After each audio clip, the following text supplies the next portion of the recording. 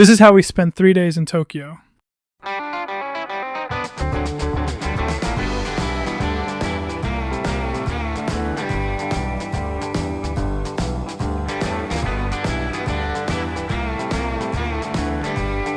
In this video, we're following locals' recommendations across Tokyo. From tiny neighborhood spots to places worth crossing the city for. And by the end of this trip, we'll find out which meal was the best thing we ate in Tokyo. What's the first thing that comes to your mind when you think of Tokyo? For us, it was this massive sashimi rice bowl. We were literally running to the restaurant because it was closing in 20 minutes. By the time we arrived, we thought we had already missed our chance. But a few minutes later, the owner came outside and let us in as their last customers. The restaurant was tiny and felt so traditionally Japanese. Honestly, eating in Japan might be the only time I get nervous talking during a meal because everything feels so calm and respectful. We ordered the uni seafood sashimi bowl and the tuna sashimi bowl. When the food arrived, we were genuinely shocked. The amount of sashimi piled on top of the rice was insane. It might not look that huge on camera, but I honestly couldn't even finish the last part of the bowl. It also came with a crab broth soup. You could really taste how fresh everything was. This is definitely one of those places that made us want to come back again.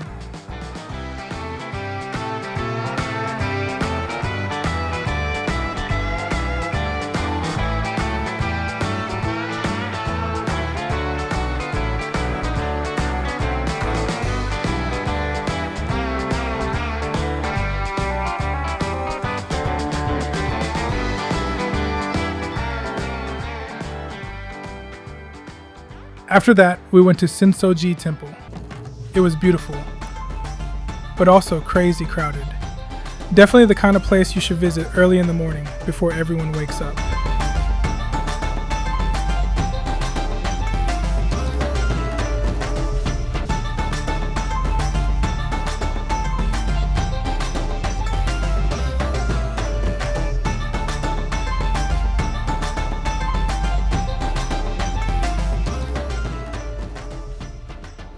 After visiting the Sensoji Temple, we headed to Akihabara, literally heaven for anime lovers. Every sign and street felt like we'd stepped into an actual anime. We spent the whole afternoon trying to pick our favorite figures. Once it got dark, we made our way to try a huge tempura rice bowl at Tendon Kaneko Hannosuke Nihonbashi. They make the tempura fresh right in front of you, and everything came out perfectly crispy. The meal also came with crab broth soup with an actual crab leg inside. Everything tasted insane. This ended up being my second favorite place in Tokyo. They even served a small strawberry at the end to help cut through the greasiness after all the fried food.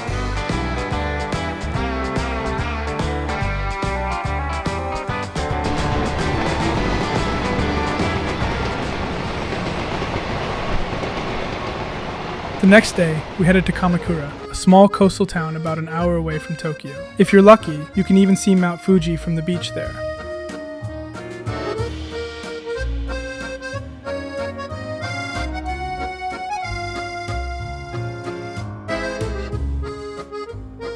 The first thing we did after arriving was find something to eat, so we ended up at a katsu curry spot. Honestly, it wasn't bad at all, just the kind of comforting meal you need when you want something quick and filling. We took the little old-school train across the bridge to a small village by the sea. I really loved the atmosphere there. It felt like stepping into a scene from a Japanese drama, especially when you could see the bright blue ocean, and in the distance Mount Fuji standing in the background. This place honestly feels perfect if you want to escape the busy chaos of Tokyo for a while.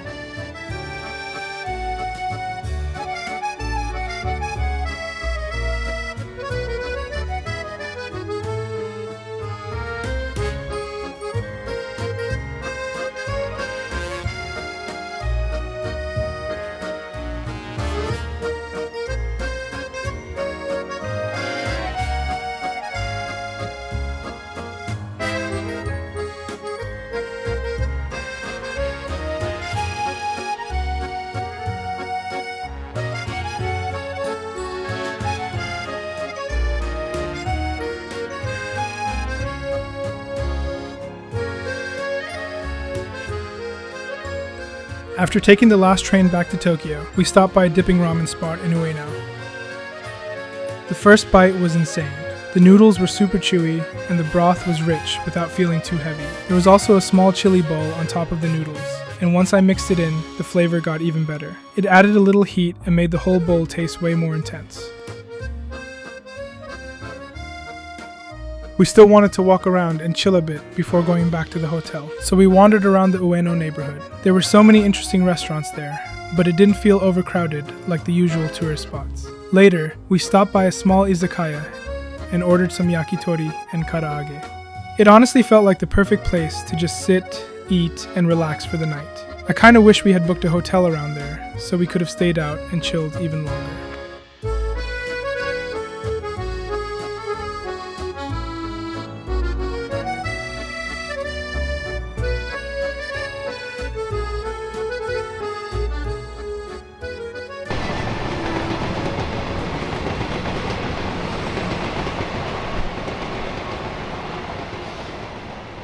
So on day 3, we started the day exploring the Shibuya area. It was already crowded even during the daytime.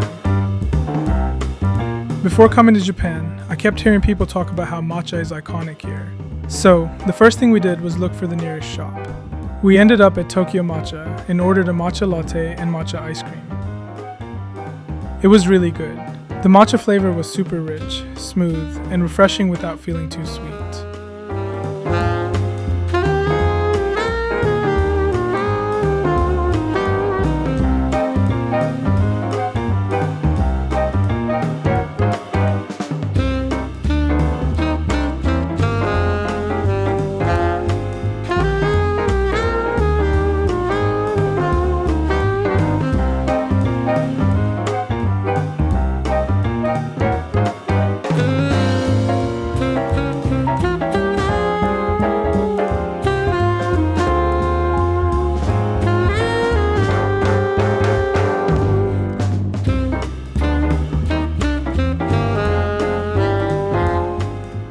After that, we decided to stay around the hotel and explore more of Shinjuku.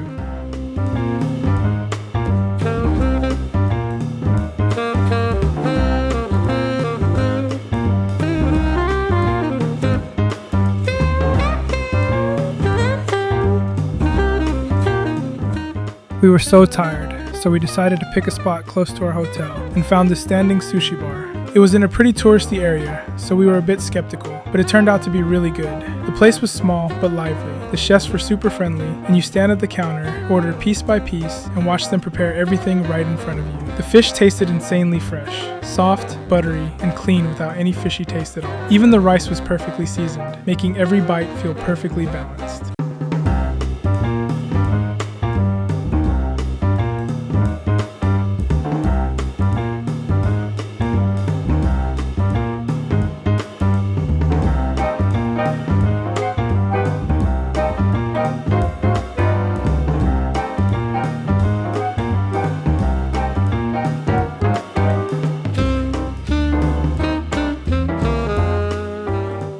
On our last night before leaving Tokyo, we decided to have yakiniku as our goodbye meal.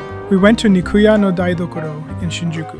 Yakiniku might always be our favorite food of all time. Whenever we travel to a new city, we always end up looking for some kind of grilled meat spot. So if you're also obsessed with grilled meat, follow along because there's going to be a lot more of this. This restaurant is an unlimited Wagyu beef buffet, and the quality honestly surprised us.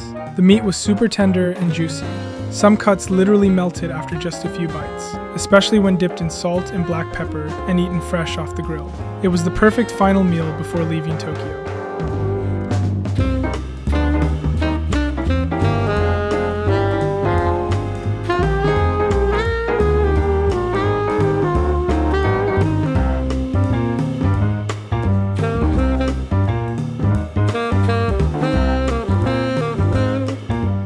After that, we went to see Shibuya Crossing one last time. I know it's touristy, but seeing all the lights, music, and crowds there at night is what makes Tokyo feel so alive.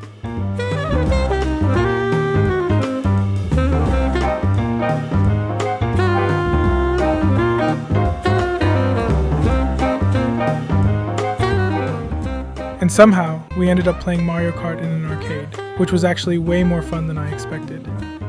Tokyo really gave us a good last night to remember.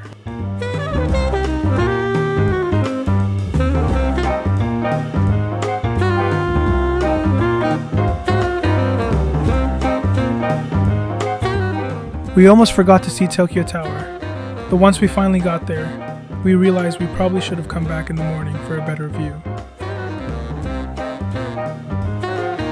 Guess we'll have to save that for the next trip.